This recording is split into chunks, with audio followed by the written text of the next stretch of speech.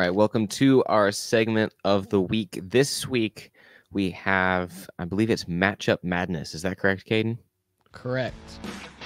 Sweet. So, for those of you who don't know how this works, we will be taking one player and matching them up against a handful of other players and deciding which one we would like more on our team. So, this week, Kadin, who do we have? Our matchup madness for this week is Baker Mayfield versus the field. The jersey that's sitting in the studio. Baker Mayfield versus 5 different QBs. So it's kind of like a speed run type thing. This is a quicker segment, but Austin, let's just jump right into this. We'll go Baker Mayfield versus Tua. Baker Mayfield versus Tua. Tua Tagovailoa lawnmower. I'm going to go with Baker Mayfield. That didn't actually take me that long to think about. I mean, over this last year and even like this season and the year before, I mean, he's really proven himself a lot. Done very, very well. And Tua, he is a good quarterback. He is the most valuable player on that Miami Dolphins squad, clearly. But I think that he still does have a couple of glaring issues, namely one, injuries. I'd be very concerned if I had to pick between the two. I'd be very concerned about the injuries that Tua sustains to his head. And two, he does still struggle to throw the deep ball. So for those reasons, I will go Baker Mayfield. I'm also going Baker. I mean, seeing what he can do even without his weapons there in Tampa Bay this past week, and Baker's completely revived his career. He changed the culture in Cleveland when he was there, and he's winning games in a tougher than what people thought NFC South. So I am going Baker Mayfield as well. Next up, we have Baker versus Debbie's boy, Jalen Hurts. Ooh, that one is it's a lot tougher, actually. I am still going to go Baker in this one. If I remember correctly, the Buccaneers did beat the Eagles. They did. So in this season they did that. So there is that for starters. For secondsies, Jalen Hurts struggled a little bit without AJ Brown earlier this year. Baker Mayfield, like we saw this week, I think that this conversation would be very, very different if we hadn't seen Baker Mayfield without his top two options. Now we've seen Baker Mayfield without his top two options. Look what he can do with like virtually no ones. Okay, like he did fantastic. So Jalen Hurts struggles without AJ Brown. Baker Mayfield perfectly fine without his top two guys. I'm going Baker Mayfield here. I do think some of that has to do with Atlanta having a softer defense, but I'm going Jalen Hurts here. I think his rushing ability, I know we were clowning on his little 1-yard rush, but it is a part of his game.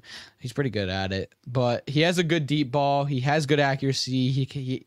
Jalen Hurts has been to a Super Bowl. I mean, he's not a bad quarterback. He had a bad end of the last season and a struggle to start, but he's gaining more speed. I still am picking Jalen Hurts here.